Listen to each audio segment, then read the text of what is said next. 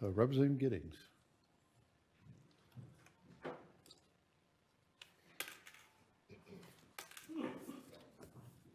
Good morning, Representative. Good morning, Mr. Chairman and committee. Thank you for the opportunity to present our S27644 grocery tax repeal. My name is Priscilla Giddings, Representative District 7.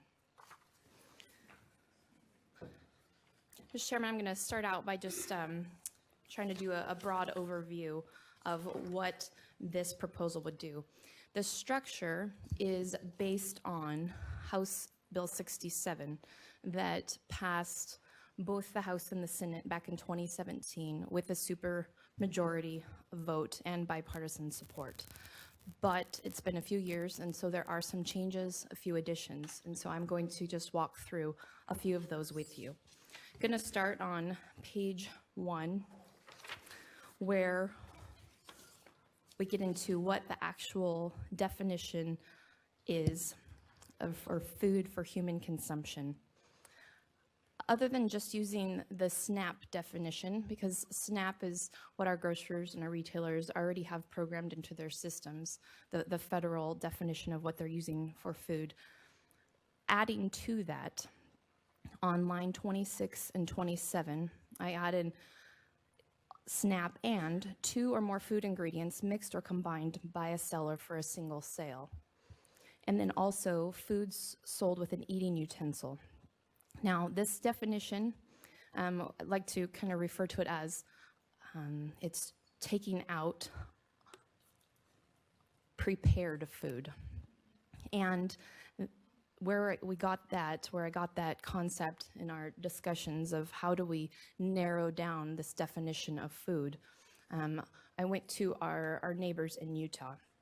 But before that, I actually started, the legislative library pulled for me the definition of food from all the other states who either do or do not tax food and exemption. So it's nearly 1,000 pages. This is front and back.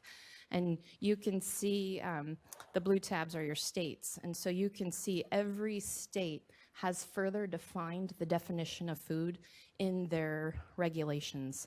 Usually the definition of food is not just in code, but we didn't want to put the entire onus into regulation. We wanted to provide some guidance on what we do not want to accept. And so since our neighboring states, for the most part, do not tax food, Utah does at a smaller rate. We wanted to look at their definition of food. And so I have that definition, and they focus on, and that's where this language comes from, copying it from Utah, the unprepared food aspect. That's going to be important as we get into the fiscal note. Okay, the next thing, page 1, the ad has to do with where we're going to get the money for the reduction in revenue for the general fund. So based on some dialogue with LSO and with our budget staff on the use of the tax relief fund, added that, and on, if you go to page 2, just added a sentence there that at the end of each fiscal year, the state controller will transfer the $65 million or the balance of the tax relief fund to the general fund. Okay, going on to page 3, line 28. This has to do with the revenue sharing to our local jurisdictions. If we were to leave the current revenue sharing at 11.5, and we went ahead and repealed grocery taxes and got rid of the credit as well, it would cost our counties about $27 million.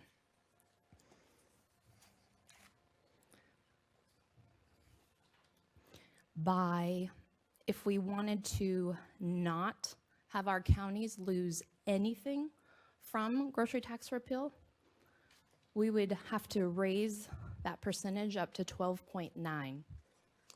So I decided to try to split the middle. If we as a state are going to take a hit from repealing groceries, then I think that some of that burden could be shared by our local jurisdictions.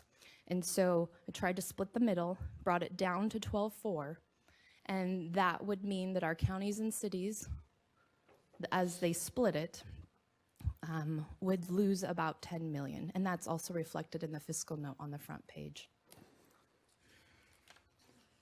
Okay, going now to page 6.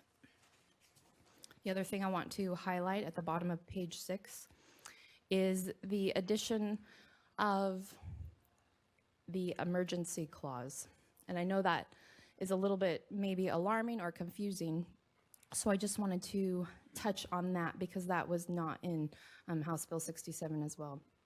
So the reasoning for this will be we want this to go into effect for fiscal year 21, which starts 1 July.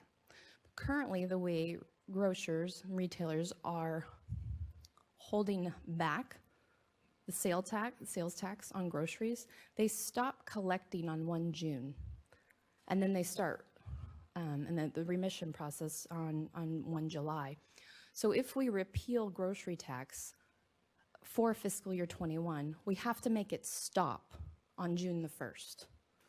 Otherwise, then the following year, they would have to go back and only count for that 1 month of from June to July if we were to only make it start on the fiscal year 21. So we have to make it start on June 1, which would make it the need for the emergency clause.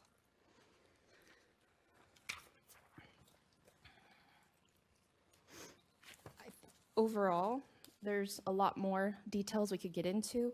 I will just recap with this information on the fiscal note as far as it's estimated with this proposal that if we repealed the grocery tax and the credit process, that the general fund would be reduced by about 47.5 million.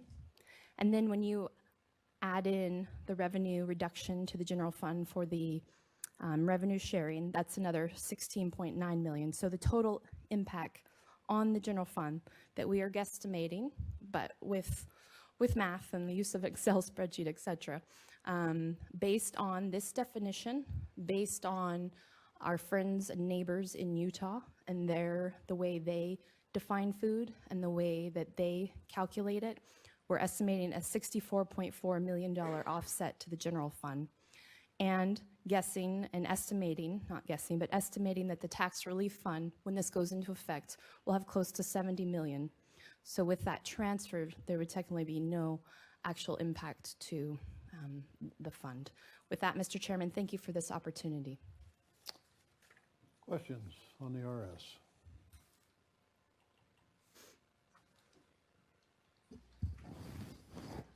Seeing no questions? Mr. Chairman.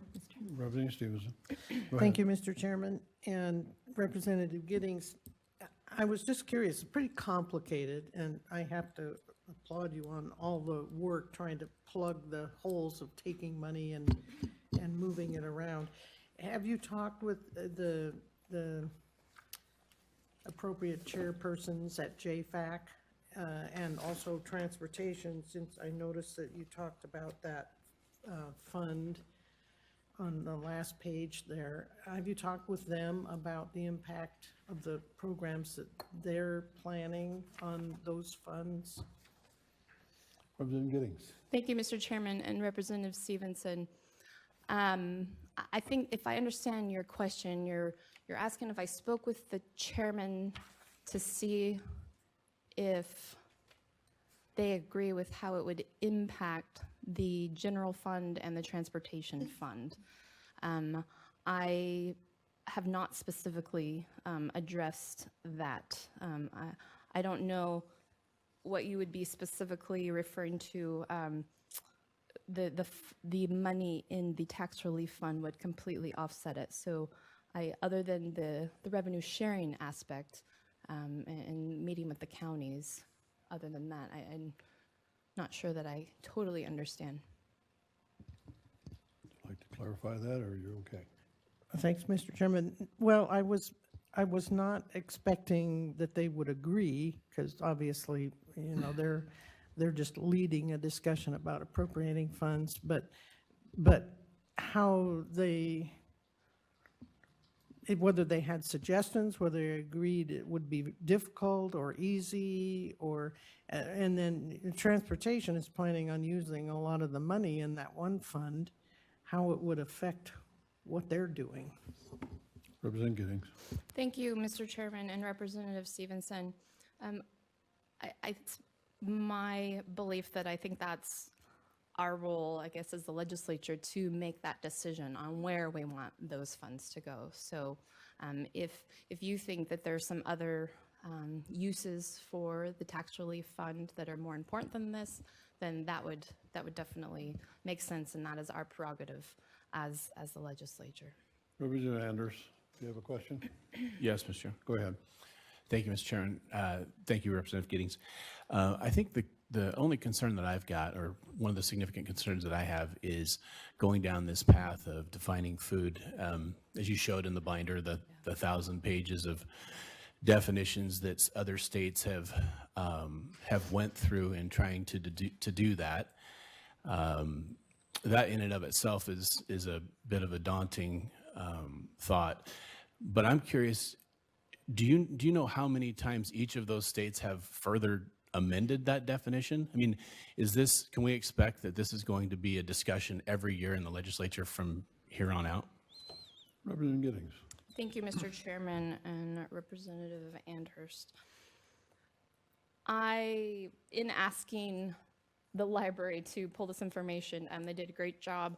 I didn't further ask them to count how many times that each one had changed it. I don't know. I could ask them to do that if you would like me to. So I do not know the answer to that question. That would take, I think, a little bit of extensive research. That being said, I'll go back to the Utah definition. And I think they did a good job. And there's the parts that I was going to share with the committee are only a few pages long. And I would say that in defining food, it is more complicated for states. In my research, what I have seen and what I believe is that it is more complicated for states who start going down an avenue of creating carve-outs for certain foods, because that gets very complicated. I was reading about I'm trying to get the actual name of it, but there are some states that have, where we get into this, stand by 1 second.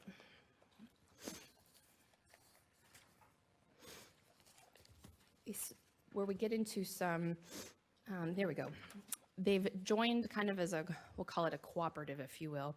You're probably familiar with the streamlined sales and use tax agreement that some states have joined into. And they have started trying to further define when it comes to the issue of soda pop and candy.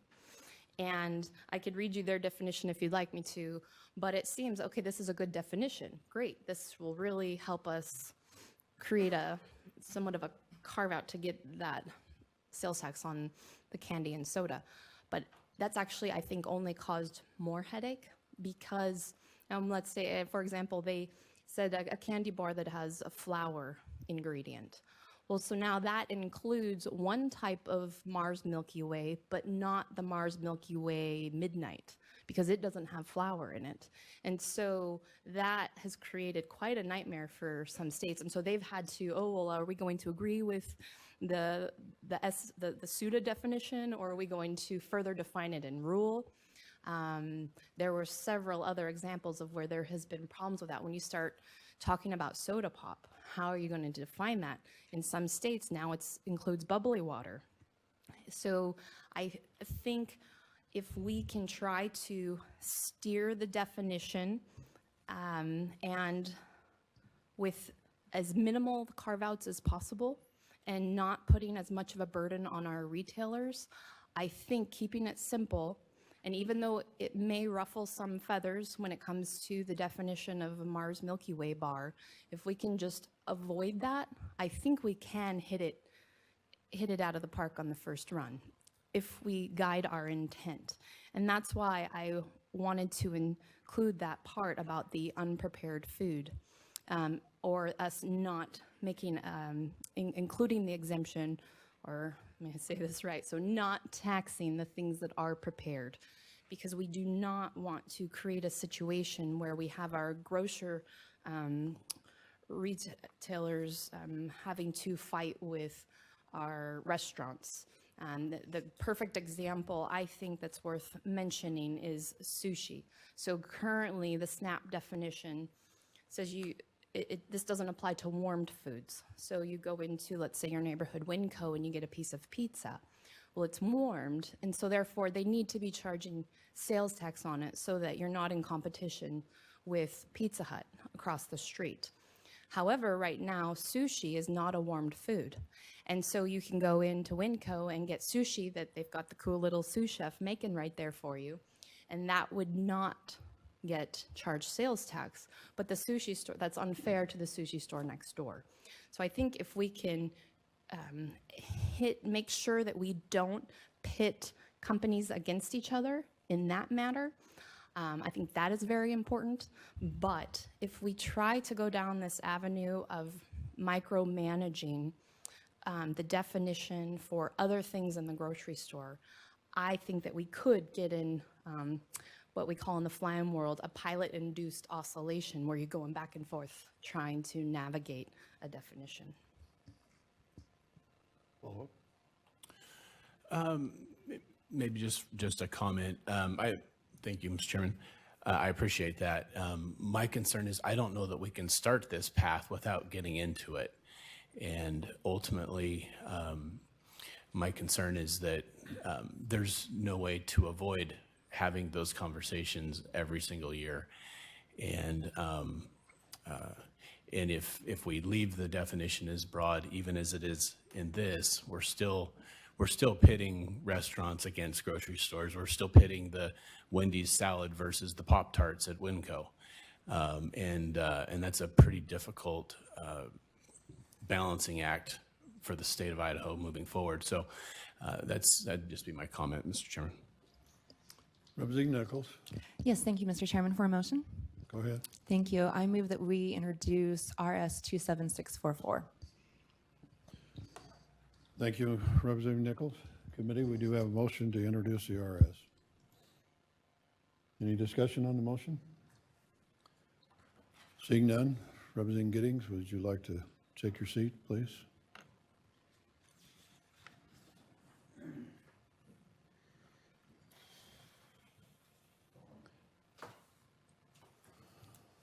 The motion is to introduce RS 27644. Any further discussion on the motion? Seeing none, all those in favor say aye. Aye. Any opposed? No. Chairman's in doubt. I guess we will have a roll call.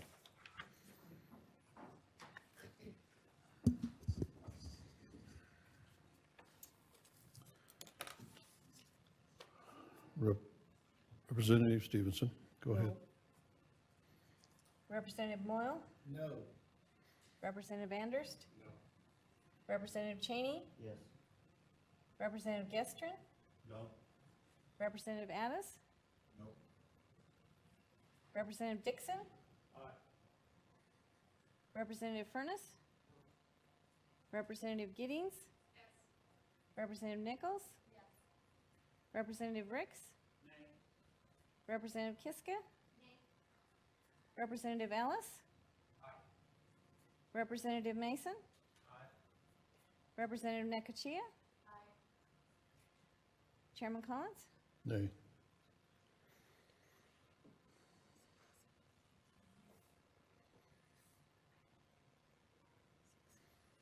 Nays, 9, 7. The motion has failed.